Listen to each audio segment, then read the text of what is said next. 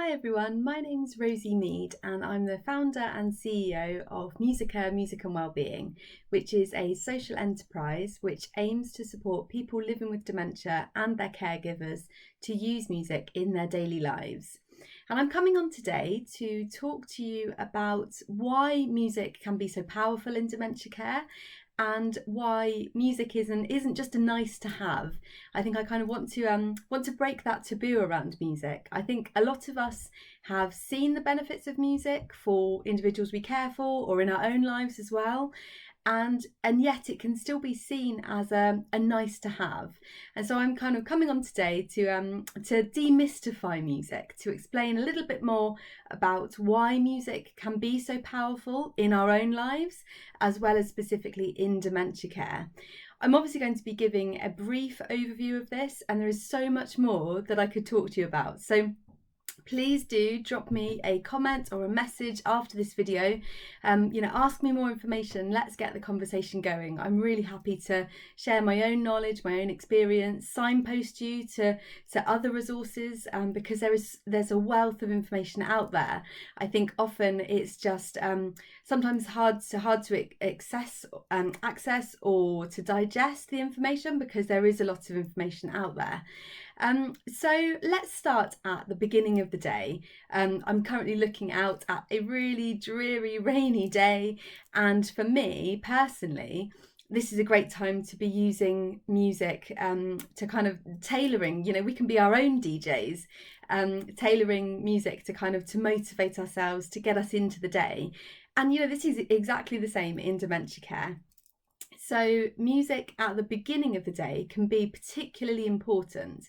So a lot of my own research, my own training, there are links below, is around supporting carers, so whether paid carers or unpaid, to have meaningful conversations, to find out what particular pieces of music are meaningful to the individuals that you care for.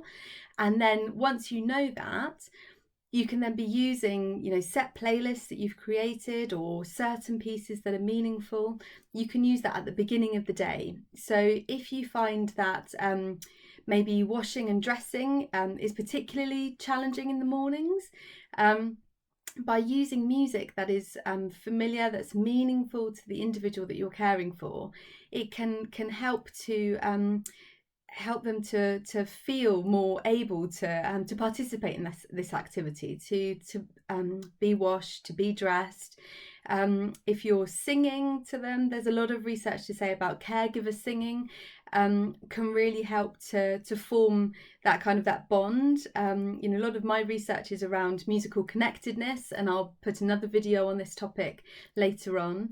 But if you're singing together, even if you're just listening to music together, you're taking part in that shared experience, and that's then a great way to start the day off. So certain pieces of music might be more positive and uplifting, and I'm sure from your own experiences, the music that we start the day with, that can really put us in a particular mood, whether positive or negative. One of the reasons why I stopped listening to the radio in the morning, because I'm not in control of that first song that I hear. Whereas if I have a set playlist, I am in control of that, and you can create that mood, that environment for the start of the day. So you can definitely do that with people that you're caring for living with dementia too. And then thinking about as we move into the day, there's a lot of research around how music can help people to stay, at the dinner table for longer. So whether that's breakfast or lunch or dinner, any time where you're having a meal. There's a lot of research to say that by using background classical music or single piano music, so whether that's popular music that's then played just on a single instrument, so normally the piano, you'll find that can help individuals to stay longer at the table, and therefore they're more likely to take on more food and take on more water. And as we know, dehydration can be a really big factor in care, in dementia care. And so using music can be a great way to help people to stay at the table for longer. Now, I know this is a bone of contention. So there's the other side of the research that says that using music can be too much of a distraction, and it can take away from meaningful interaction with an individual and their caregiver. I must admit that I'm on the other side of this argument, that by using music, you can be creating more of an interaction. You can be having discussions. Those discussions can carry on long after the music has finished. So after the meal time's ended, that conversation that you had around music, that can carry on. You can put that into care plans. This is something that I'm really passionate about, is by embedding music into care. But the way that we do that is we need to be documenting what you've been doing in your care, and then what the results have been, so then other people can look back at that and they can recreate this too. So that's a kind of general idea about music and meal times. Another aspect is how participating in music. So this is all about kind of music having an active role. So yes, at meal times it's advisable that it's more of a kind of background music, but that doesn't mean that you can't have interaction around the music. So whatever you're doing, it can still be that kind of active role. And active doesn't have to mean getting up and dancing and moving around. I think there can be very subtle active ways that people can participate in musical activities. So another form of kind of benefit around music can be through this active participation. You can have a deeper understanding of the individual that you care for, and that works both ways. Likewise, if they hear you talking about music that is particularly memorable to you, reminds you of certain memories, certain feelings it creates, the individual you care for can learn so much about you as well. So it's definitely a two-way street with this. I talk a lot about musical connectedness, and this is so important in care, is that we have a deep understanding of the individuals that we care for, and music can be a fantastic tool for doing this. So once you start to kind of become a detective, you start looking into the individual's life history, start linking in potential pieces of music that could link with that, then start to have a discussion around it. You have a deeper understanding of the individual that you're caring for, and the knock-on effect of that can increase the care, the quality of care that you provide for that individual. So music can be a tool for that.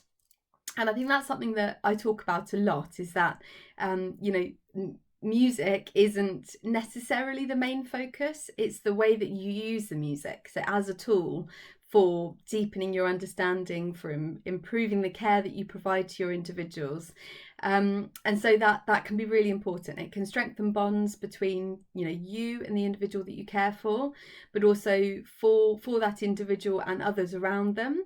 It can help to connect them with their environment, which can be so important, especially if maybe they've recently moved into your setting, or if you're working in a hospital setting, which is where my own PhD research is based.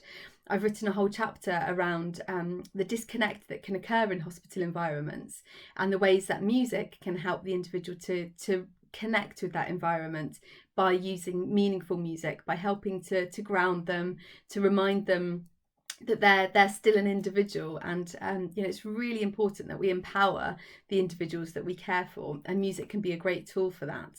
And so that leads me on to that kind of final point around connectedness, is that music, by using familiar, meaningful music, you can help to reconnect the individual with themselves.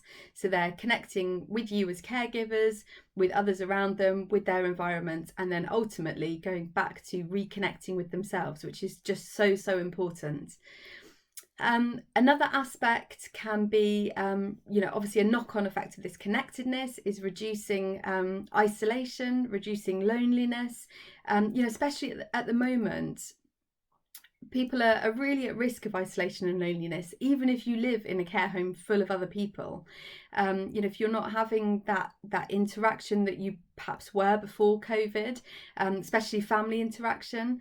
You can still, through music, you can still be keeping that interaction going. If, a lot of homes are arranging Skype visits, Skype calls at the moment, and maybe visits in the garden, or, kind of, I don't know what the term is, drive-through seems the wrong term, but where where families are able to kind of to pull up to the care home and chat to their loved ones through the window. You could use music in that way. So especially, in a virtual space, if people are able to have Skype calls at the moment, get families involved in creating playlists for their loved ones, adding music to it. That's a great way to empower families to be part of their loved ones' care. And this isn't just during COVID. This is, carry this on afterwards. This is something that everyone can take part in, whether they're visitors that are able to visit, on a regular basis, or they're visitors that for whatever reason aren't able to come and see their loved ones as often. They can still be part of their care through music, through the music that you provide for them. And kind of just thinking about, as we go through the day, so we've had our sort of morning meal times. Music can really help with sleep as well. So music's a great tool for highlighting different times of the day. So, you've got your morning playlist that maybe is quite energetic, quite invigorating. But then as you come through the day, you can help to orientate individuals in terms of time by the music that you use. So perhaps, during dinner time, you're using that kind of background classical music, quite calm pieces that kind of we'd suggest you use at meal times anyway. But then coming into kind of evening time, bedtime, maybe using more sort of relaxing classical music, just kind of creating that tranquil environment. And you can create that through the music. And again, if you really know the individual that you're caring for, what music is meaningful to them, you can then be tailoring the music so that you're able to create this kind of calm, peaceful environment, but by still using music that's meaningful to them. And then if you find that you have residents who, often experience instances of agitation, this is a big part of my own PhD research, is that you can then be using music at whatever time of the day. So you might find that individuals are particularly agitated at night, perhaps, or disorientated. You can then use familiar music to just go back to creating that calm, peaceful environment. And after a while, it's not going to be an overnight thing, but after a little while, you'll find that when they start to hear certain pieces of music, it helps to just create that feeling of calm, and will just help them to hopefully drift back to sleep, have a peaceful sleep, and wake up more refreshed. An example of this is with my own children. We've always used Robbie Williams' Swing When You're Winning album. I don't know why. It was a particular kind of choice of mine and my husband's, an album that we really liked. And we've played that for our eldest since she was a baby, and then our youngest child as well. And every night they would listen to that, and when they heard that album, they would instantly have this kind of feeling of peace, quiet. That was our way of cueing that time of the day. It's going into night time, it's bedtime, we're going to calm down. And I must admit, even now, if I hear that album, I instantly feel kind of like everything's calm, it's the end of the day. So you can recreate that too within your care.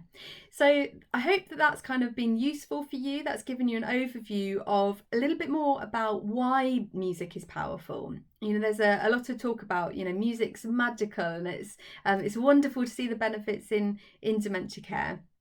And yet it's still not quite seen as something that's integral. It's very much seen as a nice to have. I think mindsets are starting to shift, but I'm really keen to promote the fact that it's not magic at all. It really is science, and there is a lot of scientific evidence. There's research behind the power of music, and specifically how music can help individuals living with dementia to have a sense of well-being, a good quality of life, and you can provide high levels of care by embedding music into your daily care planning.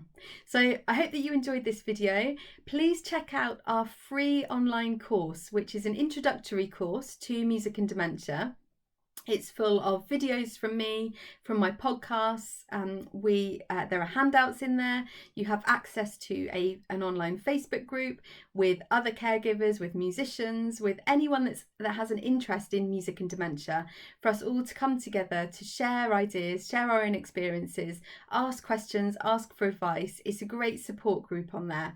So please do check it out. I'll put the link below in a comment, and I'll catch you in the next video. Take care.